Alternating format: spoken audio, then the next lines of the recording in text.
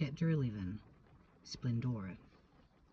Questions filled the boy's mind, but the heaviness of sleep overtook him. He leaned his head back and he dreamed. He awoke the next morning to find a beautiful day, more beautiful than he had ever seen before. The sun glistened and the dew hung in sparkles from the tips of leaves.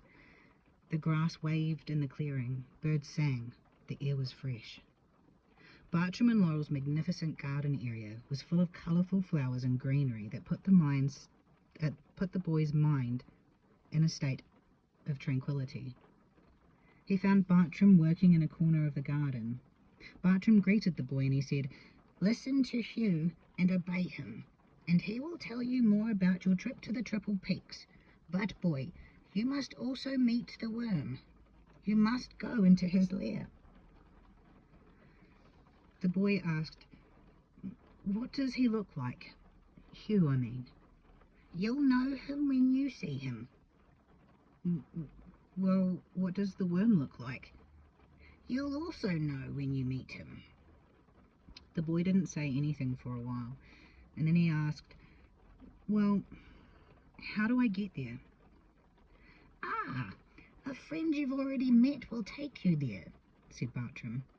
Even as the smallish man spoke, the eagle appeared in the sky, circled a few times, and then glided into the clearing. "Let me introduce myself," the eagle said. "My name is Regal." Bartram and Regal exchanged news of the cosmos. The fox soon joined the convention, and the three of them talked actively for a while, and the boy thought, there just couldn't be an odder group assembled anywhere. As the sun reached its noon zenith, Regal said, "It's time for us to be going, boy.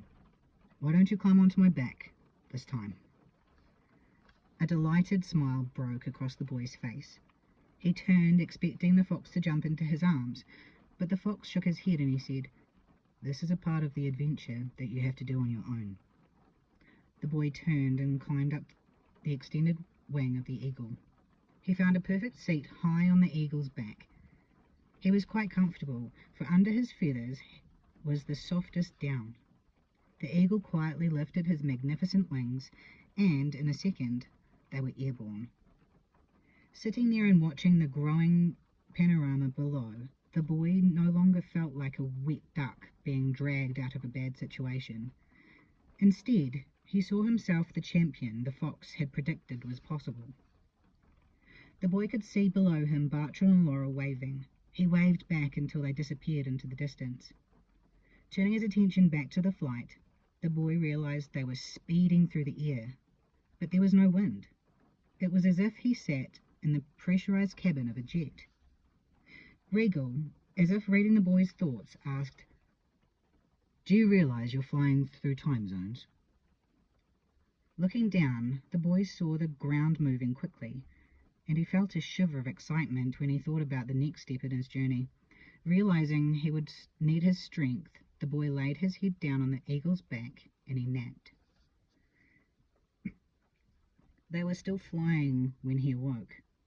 For the next period of time, the boy had a series of wake for a few minutes and then sleep episodes. The boy lost track of the number of wake and sleep cycles. However, once he spotted what Regal called the orange margin, he counted 8 of those sleep cycles.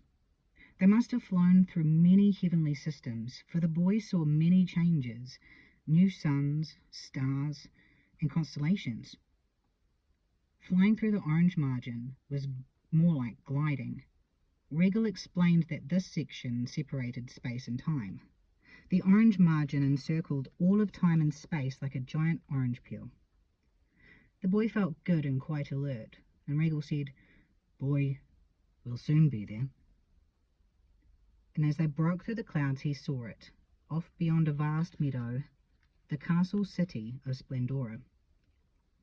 The eagle slowed his approach, and the boy stared in awe at everything he saw. The trees were the mothers of all forests, the originals of every species. In addition to the trees, every other imaginable type of plant life, trees, shrubs, grasses, and flowers lived in this first of forests. As the magnificent bird gently glided over the forest, the boy exclaimed, "What's that?" "The river of light, which flows from the source," responded Regal. Below them was a river of flowing white particles, magnificent beyond words, certainly a cosmic wonder. The boy was too awed by the grandeur of what he was seeing to question. However, Regal did add, "Those particles spill through a chasm in the orange margin and are the sustaining life force throughout the heavens." The boy had seen many castles before. However, the castle before him now was so much more magnificent. Splendora was a castle without end. Towers and parapets stretched beyond his sight. Flags and banners wafted gently in the breeze. The castle was sparkling, because instead of marble or granite walls, the building blocks were made of pearl and held together by mortar made of crushed diamonds. The streets were made of gold cobblestones, held together by mortar made of precious stones, emeralds, opals, sapphires. As they circled above it, a large crowd gathered in the courtyard next to the great hall. The boy thought, "Wow, there really is a place beyond time." He was electrified with excitement. All the other adventures paled in comparison with this place. Splendora's central courtyard was filling with waving, smiling people, people of all races and sizes, so different, yet so happy. They were crying out, "The Earthling!" As Regal landed and lowered his right wing, the boy eagerly slid down onto the gold-paved courtyard. He stood for a moment and looked. The place far outdid his childhood trip to Disneyland for sure. The air was rich with the fragrance of carnations. "What a beautiful dreamland place to be," he thought. Everybody seemed to be so happy here, rushing around with apparently many things to do. Jesters bounced and flipped and performed juggling acts. They went back and forth through the courtyard saying, "Create alternatives! Create alternatives!" A young jester greeted the boy, shouting, "Hark! The young boy from Earth has arrived!" The boy's attention was drawn to the ruby doors that made up almost the entire courtyard wall of the great hall. The doors swung easily open, and without hesitation the boy proceeded up the few golden steps and through the entry. The hall was grand. The ruby doors swung shut as the boy walked down the marble walk that led to the throne. The ceiling was many stories high and boasted elaborate beams. The walls on both sides of the hall were covered from floor almost to ceiling with stained glass windows. The boy learned later that these rows of windows depicted cosmic history. The windows, together with the ruby doors, cast a rose light that was hypnotic.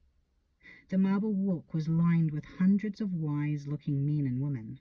Each held a staff, which they pounded on the floor in unison, and they chanted, "Welcome," between pounds.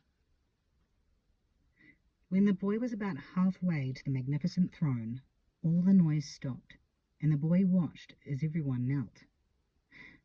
The chief counsel entered from an adjoining room near the throne and said, "Hugh is here."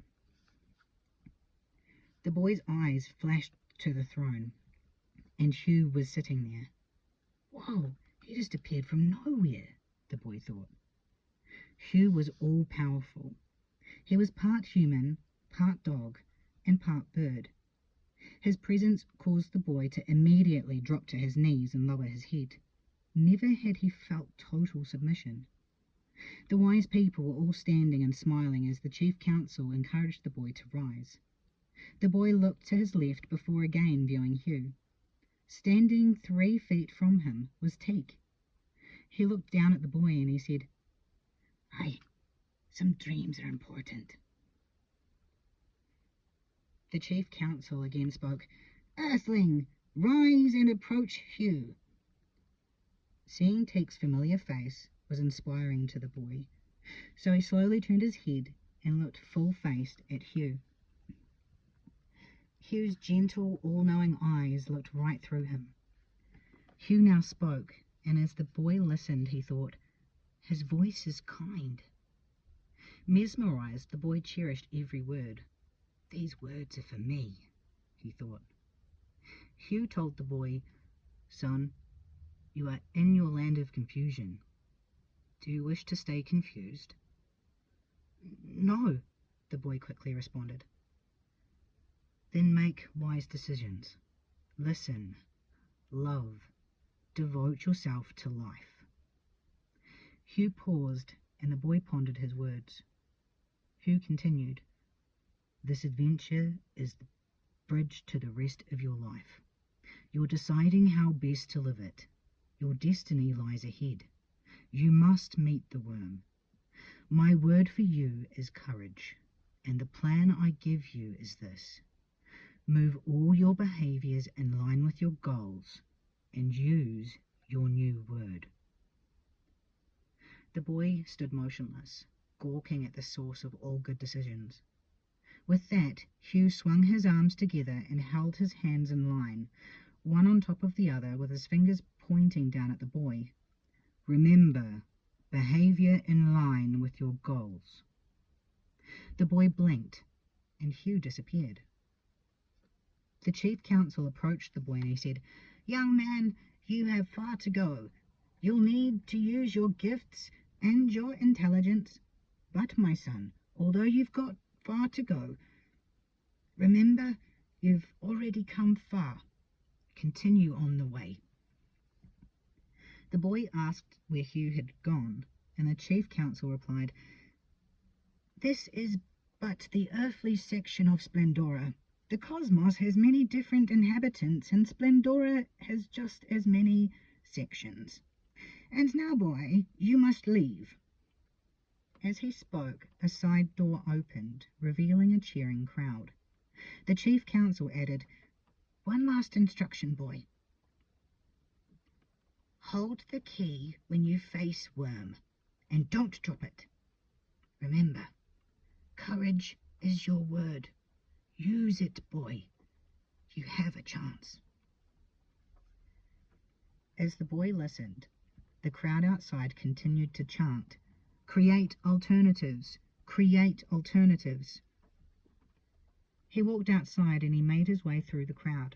He mounted Regal and leaned forward to ask, Regal, what does create alternatives mean? The bird replied, it's a way to help you deal with your problems. It means do things differently. Don't use anger to get your way. Try the complete truth rather than lies. Look at your problems as opportunities to grow. As the giant bird took wing, he told the boy to sleep. The boy did as he was told. When he awoke, he realized that they were again flying through time zones. It seemed as though they were flying for days. Finally, Regal turned his head back and said to the boy, we are nearing the hole. And the boy thought, the hole? And he said out loud, what hole, Regal? Worm lives in the hole. Hold on to your key and use your word, boy. They went through more time zones, and the boy realized that the air around them was thickening and becoming foggy. The fog funneled downward in a spiral, like a whirlpool. Regal dived down into the midst of the whirlpool, flying like a jet down into the center. Abruptly, he landed at the bottom on what appeared to be an island, with steam bubbling and rising from all sides of it. I must wait here, said Regal. You, my boy, must cross out into the misty sea.